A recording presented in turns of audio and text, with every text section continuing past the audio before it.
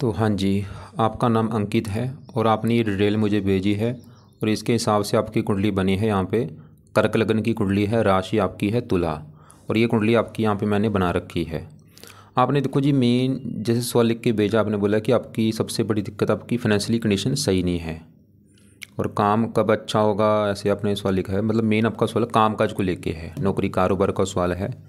और एक आपने बोला है अपना घर कब होगा, अपनी गाड़ी कब होगी, ये आपका सवाल है। बाकी अपनी तरफ से आपको पूरा विस्तार में समझाऊंगा कुंडली कैसी है, कौन से ग्रह अच्छे बुरे हैं। सबसे पहले आप ये समझो कि ये जो कुंडली होती है इसमें 12 घर होते हैं। 12 घर पहले आप समझो, वो मैं लिख देता हूँ।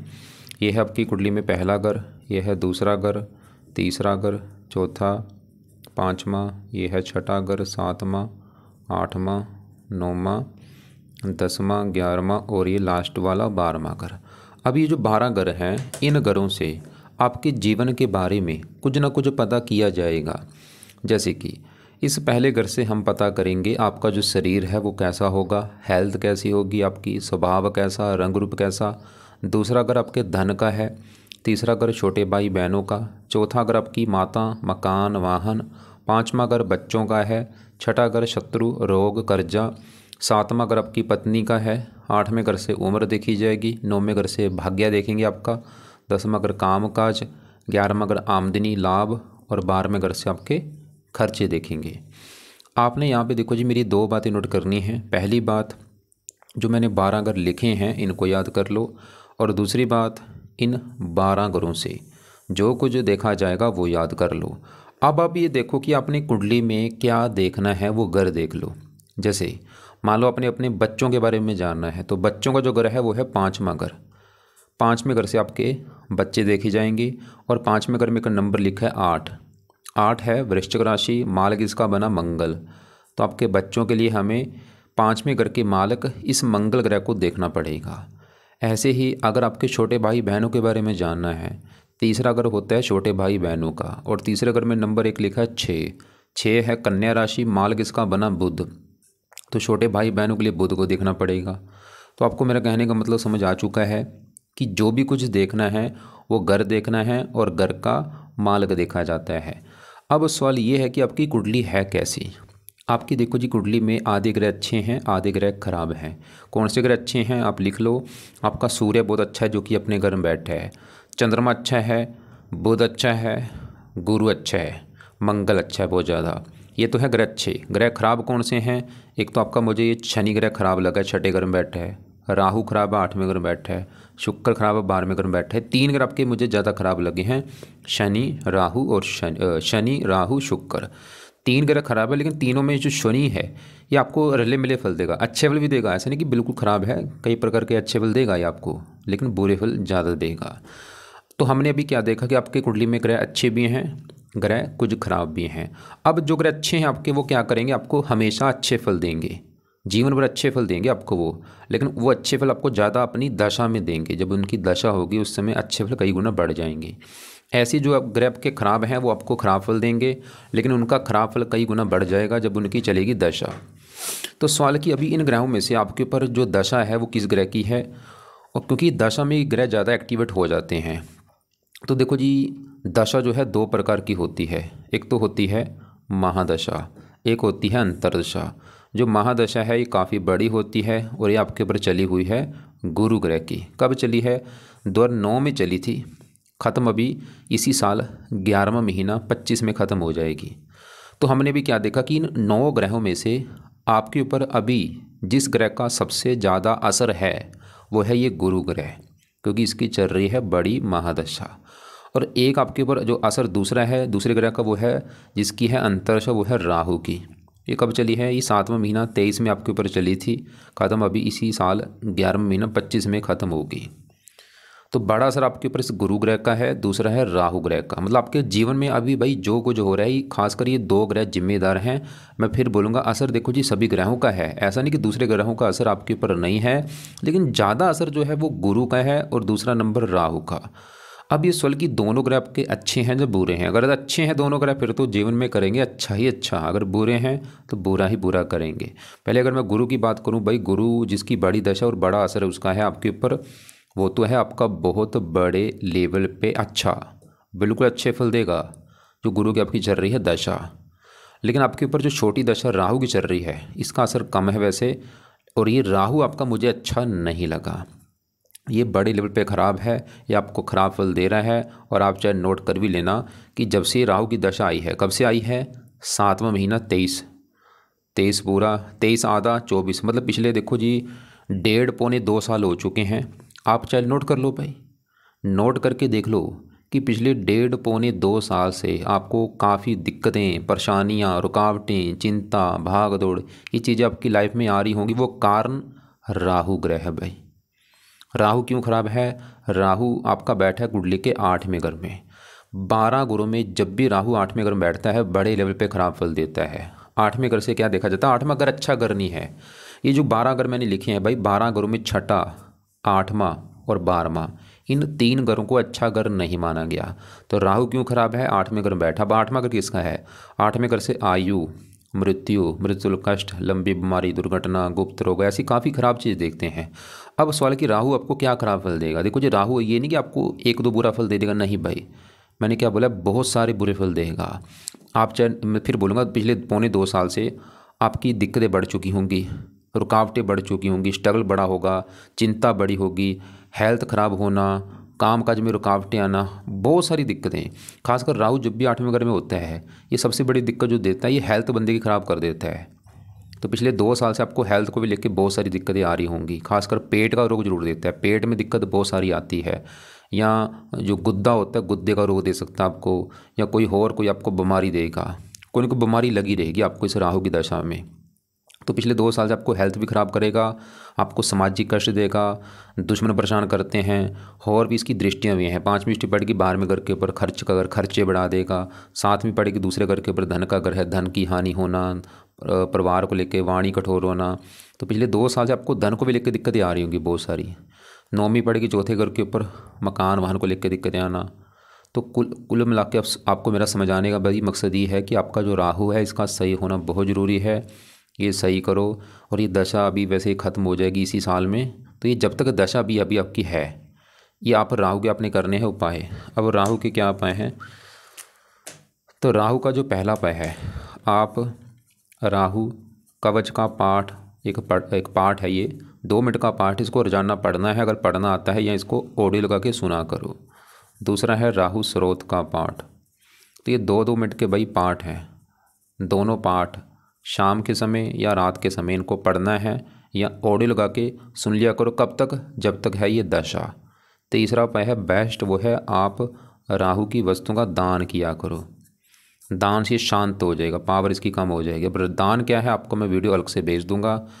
कई प्रकार के दान है, जो आपको दान सही लगे वो कर दिया करो, जिसमें जैसे कंबल हो गया, कोयला, नारियल, सतनाजा। एक वैसे इसका सबसे बेस्ट है दान, सतनाजे का दान है, वो जरूर करो। 7 प्रकार के अनाज होते हैं, ये पंछियों को डाला करो। तो सतनाजा कैसे बनाना है, किसको दान करना है, आपको मैं ये भी वीडियो भेज दूंगा, उसको देख लेना। तो ये 3 उपाय तो राहु के हैं कंपलसरी, दोनों पाठ पढ़ने हैं या सुनने हैं शाम को या रात को, दान हो गया। और चौथा उपाय है, राहु जो है ये एक दानव ग्रह है, ये कुछ देवी देवताओं के पाठ पूजा से भी प्रसन्न होता है, जिसमें से पहला नंबर है शिव जी का, क्योंकि राहु शिव जी का भक्त है। दूसरा है हनुमान जी, उससे भी राहु डरता है। और तीसरा दुर्गा जी या माता सरस्वती जी, ऐसे 3-4 देवी, ये जो देवी देवता हैं, इनकी अगर आप पूजा उपासना करते हैं भाई, उससे भी आपका राहु अच्छा होगा। अब इनकी पूजा उपासना में क्या करना है? शिव जी की बात करूं, शिव जी का पहला जो उपाय है, आप हो सके तो शिव जी के रोजाना मंदिर जाना शुरू कर दो। दूसरा है शिव जी के लिए, शिव जी का एक मंत्र है वो जाप किया करो, वो है ओम नमः शिवाय। और ये जाप कब करना है? ये आपने जाप करना है सुबह का टाइम, सुबह जल्दी उठ जाओ, जैसे 4-5 बजे उठ के अपना जो आपका पूजा स्थान है वहाँ पे बैठ जाओ, या पूजा स्थान में बैठ के कर लो, या शिव जी के मंदिर में जाके कर लो, वैसे जहाँ आपको सही लगे कर लेना। सुबह मतलब जल्दी उठो, जितना ज़्यादा जल्दी उठोगे उतना फ़ायदा होगा। 4-5 बजे उठ के अपना पूजा स्थान में बैठ के चाहे कम से कम 10 से लेकर 20 मिनट आपने ये नाम जपना है, पूरी आंखें बंद करके भावना से ओम नमः शिवाय, ओम नमः शिवाय, ऐसे जाप करो भाई। तो ये शिव जी का मंत्र है। ऐसे आप हनुमान जी के लिए क्या करना है? आप हनुमान जी का भी पहला काम है कि आप हो सके तो रोजाना हनुमान जी के मंदिर जाना शुरू करो, अगर घर के आसपास है। जैसे आपने लिख रखा आप मंगलवार को जाते हो, कोशिश करो रोजाना जाने की भाई। दूसरा काम है हनुमान जी के जो पाठ है वो पढ़ा करो, जैसे कि हनुमान चालीसा, संकट मोचन, ऐसे इसके 4-5 पाठ हैं। और ये रोजाना पढ़ो। आज मान लो आपने हनुमान चालीसा पढ़ा है, कल संकट मोचन पढ़ो, कभी परसों बजरंग बन पढ़ लिया, कभी अंगारक स्रोत पढ़ लिया, कभी आपने हनुमान जी का मंत्र कर लिया। ऐसे पाठ भी रोजाना पढ़ो और हो सके सुबह शाम भी पढ़ो। सुबह हनुमान चालीसा पढ़ा है, शाम को संकट मोचन पढ़ लो कभी, ऐसे मतलब पाठ रोजाना पढ़ो हनुमान जी के। और दुर्गा चालीसा का पाठ भी पढ़ सकते हो सुबह शाम। मैं आपको फोर्स नहीं करूँगा, लेकिन शिव जी हनुमान जी का तो जरूर करो, दुर्गा चेक करो चाहे ना, कोई बात नहीं। तो मैंने दोबारा रिपीट कर दूं कि राहु कवच का पाठ पढ़ना है या सुनना है, दोनों पाठ पढ़ने हैं या सुनने हैं। दान हो गया, दान की वीडियो देख लेना भाई। और शिव जी का जो मैंने मंत्र बोला वो जाप करना है सुबह का टाइम, बाकी टाइम लगे शाम को भी आप जाप कर सकते हैं। और हनुमान जी के पाठ सुबह शाम पढ़ो, इनके मंदिर जाना शुरू कर दो। और राहु का रंग है नीला, नीले कपड़े पहनने बंद कर दो या कम यूज़ किया करो। अब तो हमने भी क्या देखा कि आपके ऊपर जो बड़ी दशा गुरु की वो तो अच्छा है, लेकिन जो पिछले 1.5-2 साल से राहु की चल रही है दशा वो हमें अच्छा नहीं लगा, और वही आपकी लाइफ में भी दिक्कतें पैदा कर रहा है। उसका सही होना बहुत ज़्यादा ज़रूरी है। बाकी देखो जी, अभी जैसे मैंने बोला गुरु की जो दशा है वो आपकी पिछले देखो 9 में चली थी, कितने साल हो चुके हैं। ख़त्म कब होगी? इसी साल, अभी 11वां महीना 25 में, वो वही 5-6 महीने पड़े हैं, अब ख़त्म होने वाली है इसी साल में दशा। और ऐसे राहु की दशा भी इसी साल ख़त्म हो जाएगी। तो इसके बाद आगे आपके ऊपर जो दशा आने वाली है वो उस वाले की वो दशा कैसी जाएगी वो आपको अभी मैं दिखा देता हूँ। यहाँ पे देखो, ये दशा देखो जी, जैसे आपके ऊपर अभी बृहस्पति यानी कि गुरु की दशा चल रही है, ये अभी ख़त्म होगी इसी साल। इसके बाद शनि की दशा आपकी आएगी, ये 30/11/25 में चलेगी दशा, ख़त्म होगी 44 में जाके। तो सवाल ये है कि शनि की जो दशा आपकी आने वाली है, ये शनि आपका अच्छा है या बुरा है? तो शनि देखो जी, बुरी बात है कि शनि भी आपका मुझे ख़राब लगा है, लेकिन शनि अच्छे फल भी देगा आपको। मतलब शनि की जो आगे दशा आने वाली है उसमें भी आपकी दिक्कतें बढ़ेंगी भाई, लेकिन ये अच्छे फल भी देगा लेकिन बुरे फल भी देगा। तो शनि भी क्यों ख़राब है? क्योंकि ये जहाँ बैठा है वो है छठा घर, खराब घर है छठा घर। छठे घर से क्या दिखते हैं? छठे घर से रोग, शत्रु, कर्जा, कोर्ट कचहरी, चोरी, ठगी, ऐसी चीज़ें देखते हैं जहाँ ये शनि बैठा है। तो शनि क्यों ख़राब है भाई? छठे घर में, खराब घर में बैठा है। दूसरा कारण, छठे घर में जो 9 लिखा है गुरु का घर है, और ये गुरु को अपना दुश्मन मानता है, दुश्मन के घर में आके बैठा। बस शनि दिक्कतें क्या देगा? छठा घर किसका? रोग। तो शनि अपनी दशा में आपको रोगी बनाएगा। छठा घर शत्रु बढ़ेंगे। छठा घर कर्जे का, शनि अपनी दशा में आपको कर्जदार बना देगा। जो इसकी आगे दशा आएगी आपको कर्जा भी लेना पड़ सकता है। या और भी ननिहाल का घर है, ननिहाल को लेकर दिक्कतें। और शनि इस कुंडली के 2 घरों का मालक है, उन 2 घरों को लेकर दिक्कतें आएंगी। एक तो शनि का घर है ये 7वां घर, 7वां घर है आपकी पत्नी का घर।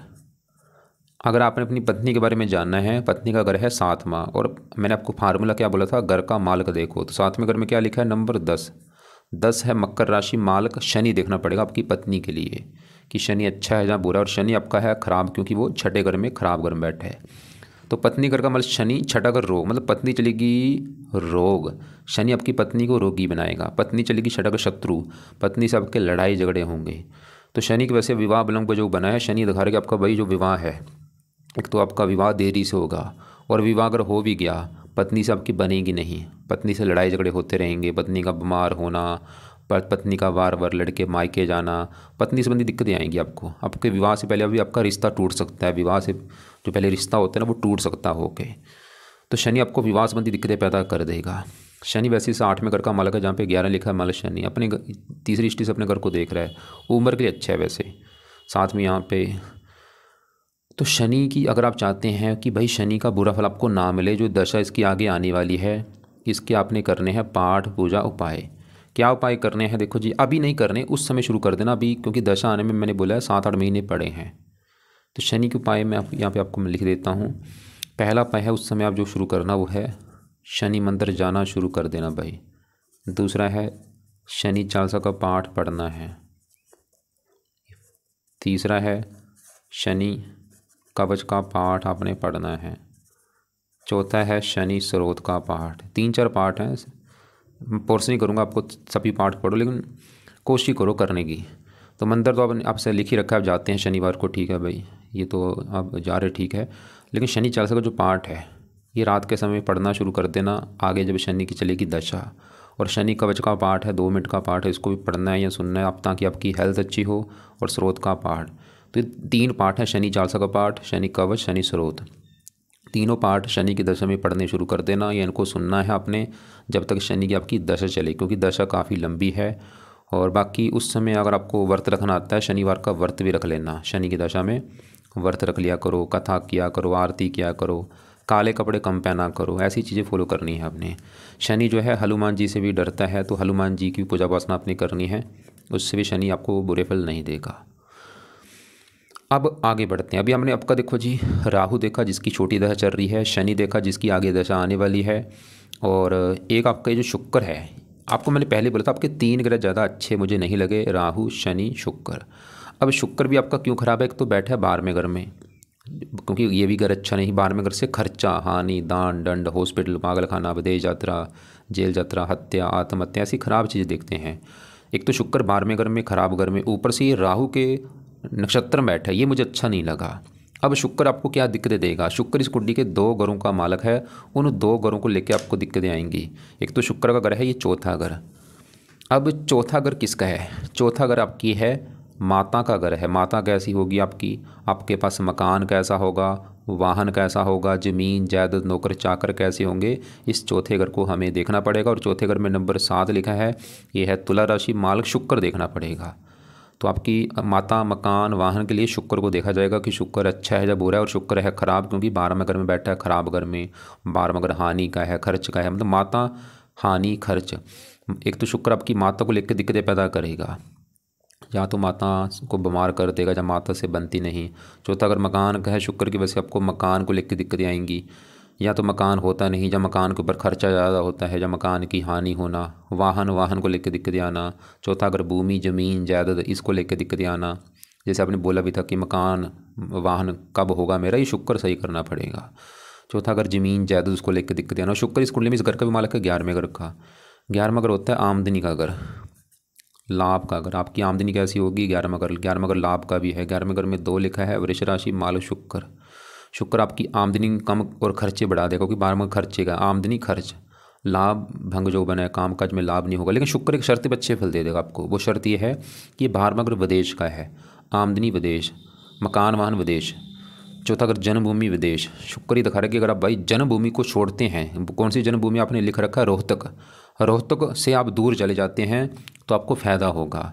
तो दूर का मतलब होता है चाहे कोई दूसरी कंट्री में चले जाओ, कोई मतलब विदेश में चले जाओ, या अपने ही देश में कहीं दूर चले जाओ, तो आपको फ़ायदा होगा, शुक्र ही दिखा रहा है। और भी आपके काफ़ी जो, शनि भी अपनी दशा में आपको हो सकता है घर से दूर लेके चला जाए। लेकिन अगर आप शुक्र को सही करते हैं, शुक्र आपका देखो जी, शुक्र से विवाह का सुख देखा जाता है, पत्नी का सुख देखा जाता है। और क्योंकि राहु के नक्षत्र में है, तो शुक्र भी आपको विवाह में दिक्कतें पैदा करेगा। आपके विवाह में दिक्कतें आने के देखो जी 2 बड़े कारण हैं। एक तो क्योंकि पत्नी घर का मल शनि वो 6ठे घर में है, और शुक्र विवाह का कारक वो 12वें घर में है। विवाह संबंधी दिक्कतें जरूर आएंगी। वो दिक्कतें का मतलब है, एक तो आपके विवाह में देरी भी होगी, विवाह होने के बाद पति पत्नी में बनेगी नहीं, लड़ाई झगड़े होते हैं। तो शुक्र के उपाय क्या करने ताकि शुक्र अच्छा हो जाए आपका। शुक्र का पहला उपाय है, आप शुक्र कवच का पाठ पढ़ा करो। दूसरा है शुक्र स्रोत का पाठ पढ़ा करो। 2 पाठ हैं, दोनों पाठ सुबह शाम या एक टाइम, जब भी टाइम आपका लगे, इनको पढ़ना है या सुनना है। फ़ायदा क्या होगा देखो जी, शुक्र के पाठ पढ़ने से, क्योंकि शुक्र आपके चौथे घर का मालिक है माता। माता का सुख अच्छा रहेगा, मकान का सुख मिलेगा आपको, वाहन का सुख मिलेगा, ज़मीन जायदाद ये सुख मिलेंगे। पत्नी का कारक है, पत्नी का सुख मिलेगा, विवाह का सुख मिलेगा, आमदनी बढ़ेगी, खर्चे कम होंगे आपके, और भी कई फायदे। अब आपके दूसरे घर में बैठे बुध, सूर्य, केतु की मैं बात करता हूँ। दूसरा घर कुंडली में देखो जी होता है धन जोड़ने का घर। एक होता है धन कमाना, 11वां घर कमाने का है, दूसरा घर है धन जोड़ने का। कितना धन जोड़ेंगे दूसरा घर देखा जाएगा, और फार्मूला है इस घर का मालिक देखना होगा। तो दूसरे घर में नंबर लिखा है 5, यह है सिंह राशि, इसका मालिक सूर्य देखना पड़ेगा कि सूर्य कहाँ बैठा है। अब सूर्य आपका इसी घर में बैठा है, तो ये बहुत बड़ी अच्छी बात है। तो आपका जो सूर्य है मुझे बहुत अच्छा लगा, क्योंकि वो दूसरा घर सूर्य का घर है, अपने घर में बैठा है। आपको मैं एक एग्जांपल समझाता हूँ। मान लो मेरा घर है, और मैं अगर अपने घर में बैठा हूँ तो क्या करूँगा, अपने घर का अच्छा करूँगा। मैं अपने घर की सफाई भी रखूँगा, रक्षा करूँगा, क्योंकि वो मेरा घर है भाई। वो काम ये ग्रह करते हैं, अगर अपने घर में बैठे हैं अपने घर का बहुत अच्छा करते हैं। तो सूर्य आपका क्यों अच्छा है, क्योंकि वो दूसरा घर सूर्य का घर है, अपने घर में बैठा है। दूसरा घर है धन का घर। सूर्य तो ये दिखा रहा है कि आप भाई काफ़ी धनी होंगे, काफ़ी धन जोड़ेंगे, काफ़ी आपका बैंक बैलेंस होगा, आपके पास धन की कमी नहीं रहेगी। सूर्य ये दिखा रहा है, मतलब सूर्य आपको धनी बनने के योग लेके बैठे आपके, कि आप महाधनी होंगे, काफ़ी अमीर होंगे, पैसे वाले होंगे। और सूर्य पैसा कैसे देगा, सूर्य पिता का भी कारक, आपको पिता से धन मिलेगा, सरकार से धन मिलेगा, लेकिन देखो जी दशा भी देखनी जरूरी होती है। अगर आज आपके ऊपर मान लो सूर्य की दशा होती है, आपका समय बहुत अच्छा होता। अब सूर्य के साथ यहाँ पे जो बुध बैठा है, बुध भी सूर्य का मित्र है और इसी घर में बैठा है। बुध भी आपको धन देगा। तीसरे घर का मालक होकर यहाँ पे बैठा, आप खुद की मेहनत के बल पर भी धन कमाएंगे, बुध ही दिखा रहा है। लेकिन यहाँ पे जो केतु थोड़ा सा आपका धन खर्च कराएगा, इसके लिए कुत्तों को रोटी डाल दिया करो आप। अब आपके देखो जी यहाँ पे मैं बात करता हूँ मंगल की। ये जो पाँचवा घर है, ये है आपकी संतान का घर। संतान कैसी होगी? पाँचवा घर, पाँचवें घर में 8 लिखा है, मालक है मंगल। संतान के लिए मंगल को देखा जाएगा और मंगल बैठा है 9वें घर में, भाग्य घर में। तो मंगल यहाँ पे देखो जी आपका बहुत अच्छा, क्योंकि तो 9वां घर अच्छा। और यहाँ पे जो 12 लिखा है गुरु का घर है, दोस्त का घर है। और मंगल संतान घर का मतलब संतान आपकी बैठी है भाग्य घर में। संतान होने के बाद आपका भाग्य साथ देना शुरू हो जाएगा, मंगल ये दिखा रहा है।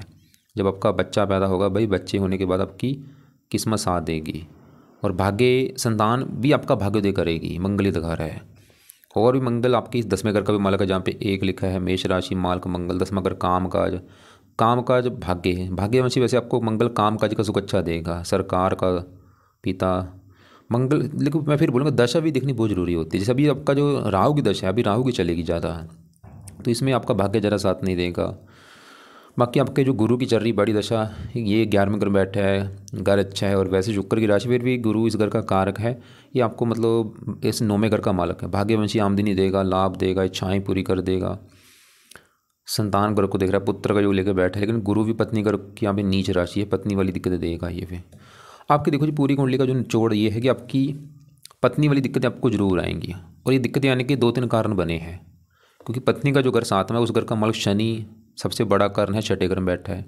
एक तो पत्नी वाली दिक्कत आपकी शनि की वजह से आएंगी, दूसरा कारण है शुक्र जो कि पत्नी का कारक होता है, और तीसरा कारण पत्नी घर के ऊपर है गुरु की दृष्टि। और आपकी मैंने निवास कुंडली देखी, वहाँ पे भी 7वें घर का मालक शनि है, नीच का बैठा है। अब ये पत्नी वाली दिक्कत का मतलब क्या है? या तो आपका विवाह काफ़ी देरी से होगा, या विवाह हो भी गया पति पत्नी में बनती नहीं है, लड़ाई झगड़े होते हैं, कई बार डिवोर्स तक भी नौबत आ सकती है। या डिवोर्स ना भी हुआ तो मतलब कोई ना कोई पत्नी वाली दिक्कतें जरूर आपको रहेंगी। तो हमने, और यहाँ पे चौथे घर में चंद्रमा जो है, ये फिर भी आपको चौथे घर का अच्छा करके देगा आपको। पहले घर का मालक है, फिर भी चंद्रमा की वजह से आपको लाइफ में मकान वन का सुख मिलेगा जरूर। लेकिन चंद्रमा आपका बल कम लेके बैठा है, 0 डिग्री का इसका बल बढ़ाओ। बल जितना बढ़ेगा उतना इसके अच्छे बल बढ़ जाएंगे। तो इसका बल बढ़ाने के लिए आप इसका सबसे बेस्ट उपाय है, इसका मोती रत्न दान कर लेना। राइट हैंड की छोटी उंगली में मोती दान करना है, चांदी में जड़वा के, शुक्ल पक्ष के पहले सोमवार को सुबह के टाइम, सुबह 7:15 या 8:15 बजे। आपने मुझे बोला पुखराज दान कर रखा है। देखो जी वैसे गुरु क्या है, 6ठे घर का भी मालक है। मैं बोलूँगा पुखराज के आपको कई फ़ायदे भी हैं, नुकसान भी हैं, क्योंकि 6ठे घर का मालक है। तो पुखराज भाई मैं बोलूँगा धारण मत करो। हाँ अगर गुरु आपका अस्त होता, 0 डिग्री का होता, फिर धारण कर लेते, क्योंकि वो पहले डिग्री अच्छी लेके बैठा है, उसका धारण मत करो। क्योंकि रत्न क्या करते हैं, पावर को बढ़ाते हैं। तो हमने क्या देखा, आपका चंद्रमा अच्छा है, मकान वन के लिए अच्छा है, मंगल अच्छा है, संतान के लिए अच्छा है, संतान होने के बाद भाग्योदय करेगा, सूर्य अच्छा, धन के लिए अच्छा है, बुध धनी बनाएगा, और गुरु भी अच्छा है। लेकिन थोड़ा सा है, लेकिन शनि आपका ज़्यादा खराब है, इसकी वजह से पत्नी वाली दिक्कतें, रोग, शत्रु, कर्जा बढ़ेगा। राहु भी खराब है, शुक्र भी आपका 12वें घर में है। तो और सबसे बुरी बात क्या कि अभी आपकी जो दशा चल रही है वो राहु की चल रही है, जो ग्रह खराब है, पिछले 2.25 साल हो चुके हैं। और आगे भी जो दशा शनि की आने वाली, ये भी बुरी बात है। तो अब सवाल कि क्या उपाय करने, देखो जी, क्योंकि हमने देखो जो ग्रह खराब है उनके उपाय करने। जैसे आपको मैंने सूर्य के उपाय नहीं बोले, उसके उपाय रहने दो, बुध के उपाय रहने दो, चंद्रमा के उपाय रहने दो, गुरु के रहने दो, मंगल के रहने दो, इनके उपाय नहीं करने। करने किसके हैं? शनि के उपाय करो, राहु के करो और शुक्र के करो। अब राहु के उपाय क्या हैं? और राहु के उपाय सबसे जरूरी है आज, अगर आपके लिए जरूरी उपाय हैं राहु के। कब तक? जब तक है ये दशा। तो राहु के उपाय में से दोनों मैंने पाठ बोले हैं, शाम को या रात को पढ़ने हैं या सुना करो। दान राहु का करो, शिव जी, हनुमान जी, दुर्गा जी, इनकी पूजा उपासना जो पाठ बोले हैं वो पढ़ने हैं। शिव जी के मंदिर जाओ, शिव चालीसा पढ़ो, ओम नमः शिवाय का जाप कर लो, हनुमान जी के पाठ सुबह शाम, दुर्गा चालीसा पढ़ो। और शनि के जो उपाय हैं वो आगे शनि की दशा में शुरू कर लेना, अभी चाहे रहने दो। बाकी अभी आप एक तो राहु के उपाय हो गए, और शुक्र के उपाय भी अभी आप शुरू कर दो। जो शुक्रवार अभी आएगा, शुक्रवार को दोनों पाठ पढ़ लिया करो या सुन लिया करो, कई फायदे होंगे ये दोनों पाठ पढ़ने से। मकान वन का सुख मिलेगा, आमदनी बढ़ेगी, लाभ होंगे, इच्छाएं पूरी होंगी। इसके अलावा देखो जी आपको मैंने चंद्रमा का मोती बोला है, वो धारण कर लेना। और केतु के लिए कुत्तों को रोटी डालो। तो एक बार आपके मैं दोबारा सवाल देख लेता हूँ। आपने मुझे बोला है कि मैं डेली सुबह मॉर्निंग में पंछियों को दाना देता हूँ। दाना आप सतनाजा डालो, सतनाजा लेके, ये राहु का दान है, डालते समय राहु का मंत्र मन में बोल के वो डाला करो। कुत्तों को बिस्कुट देना ठीक है, चींटियों को आटा में चीनी या बूरा, चींटियों को भी आपने डालना है, सतनाजा डालो, सतनाजे का आटा बना के घर में रख लो, या जौ का आटा ले लो, वो चींटियों को डाला करो। गौशाला में गायों को चारा या रोटी ठीक है वो दे सकते हो। डेली सूर्य को जल मत दो भाई, सूर्य इसकी पावर कम हो जाएगी, पहले डिग्री कम लेके बैठे है। जल क्या करता है, पावर कम कर देगा, लेकिन आप सूर्य को हाथ जोड़ के प्रणाम कर सकते हो, जल मत दिया करो, अच्छे बल कम हो जाएंगे सूर्य के। चावलों चीनी के डाल ऐसे मत करो। एक आप शुक्र का भी दान किया करो, ये भी लिख लो, तीसरा उपाय है शुक्र का दान करना है शुक्रवार को। और ये दान शुक्र का क्या होता है आपको मैं वीडियो अलग से भेज दूंगा। हर मंगलवार हनुमान मंदिर जाता हूँ, कोशिश करो और जाना जाने की, या हफ्ते में 3-4 दिन जाया करो। हर शुक्रवार शिवलिंग पर गन्ने का रस भी चढ़ाता हूँ। शनिवार को शनिदेव पर सरसों का तेल ठीक है वो कर सकते हो। देखो जी, आपने पाठ पूजा कोई नहीं कर रहे, बस आप ये कर रहे हो। पाठ पूजा जरूरी है, वो आप कर नहीं रहे हैं, ऐसे तो काम चलेगा नहीं आपका। तो पाठ पूजा भी जो मैंने बोले हैं आपको समझ आ चुकी होगी। क्या क्या बोला है कि शुक्र के दोनों पाठ सुबह शाम या एक टाइम जरूर पढ़ो या सुना करो। शिव जी का मंत्र बोला है 10-20 मिनट सुबह वो टाइम निकालो। हनुमान जी का पाठ सुबह शाम, दुर्गा चालीसा हो गया, राहु के पाठ शाम को। और अभी जैसे गुरु की बड़ी दशा है, ये अभी वैसे ख़त्म होने वाली, सवाल कि इसका कोई उपाय करें या ना, तो आप एक काम करो, सुबह के टाइम गुरु का मंत्र कम से कम 1 माला जरूर कर लिया करो। मंत्र है ओम ब्रह्म बृहस्पते नमः, ओम ब्रह्म बृहस्पते नमः। ये जाप सुबह का टाइम कर लो, जब तक है दशा 25 तक, उसके बाद चाहे छोड़ देना। तो उम्मीद करता हूँ। बाकी देखो जी, जैसे मैंने बोला घर से दूर जाने के भी काफ़ी योग हैं आपके। संतान का पक्ष अच्छा है, संतान होने के बाद भी आपकी किस्मत चमकेगी, ये कुंडली दिखा रही है। लेकिन पत्नी वाली दिक्कतें बहुत ज़्यादा हैं आपकी कुंडली में। नमाज कुंडली में भी शनि नीच का साथ में घर का मालक है। हाँ, यहाँ पे डिसाइड होगा जैसे आपका विवाह होगा, अगर उसकी कुंडली अच्छी निकली फिर तो हो सकता है आपका काम चल जाए, लेकिन अगर उसकी भी कुंडली ख़राब हुई भाई दिक्कतें बढ़ जाएंगी पत्नी वाली आपकी। और आगे शनि की दशा भी आने वाली है, शनि की दशा में तो दिक्कतें आपकी बढ़ेंगी, क्योंकि पत्नी घर का मालक है और आगे शनि की दशा भी चलेगी, उसमें तो पत्नी वाली दिक्कतें कई गुना बढ़ जाएंगी। अब यहाँ पे कोशिश करना पत्नी से बिना मतलब के लड़ाई झगड़े मत करना भाई, उसकी गलतियाँ मत गिनाना कि आप ये कर रही हो वो नहीं भाई, ऐसे आपकी दिक्कतें बढ़ जाएंगी। जब भी आपका विवाह हो गया, मुझे अभी ये नहीं पता कि आपका विवाह हो चुका है या नहीं, तो भाई पत्नी से लड़ाई झगड़े मत करना, क्योंकि ग्रह ऐसी एक सिचुएशन बनाएगा आपको, उससे लड़ाई झगड़े कराएगा आपके, आप फंस जाएंगे उसमें, लड़ाई झगड़े बढ़ जाएंगे और दिक्कतें बढ़ जाएंगी। तो समझौते का जो होता है ना, रुख बनाना पड़ता है। कोई बात नहीं, जो कर रही है करने दो, लड़ाई झगड़े से दूर रहना आपने। इसके अलावा अगर आपको लग रहा है कि अभी भी कुछ बात समझ नहीं लग रही है, कोई बात पूछनी है, तो आप मुझे कॉल करके पूछ लेना। बाकी आपका क्या बोला था, मेन सवाल है फाइनेंशियली दिक्कत आ रही है, वो बड़ा कारण राहु की जो आपकी दशा चल रही भाई, वो कारण है। अभी पिछले 1.25 साल से जो दशा चल रही है राहु की, ये दिक्कतें दे रहा है आपको, दूसरे घर को दृष्टि दे रहा है, धन की हानि कर रहा है, इसकी वजह से दिक्कतें आ रही हैं आपकी। चाहे नोट कर भी लेना कि पिछले 1.25 साल से दिक्कतें आपकी आ रही, पहले काम सही होगा आपका।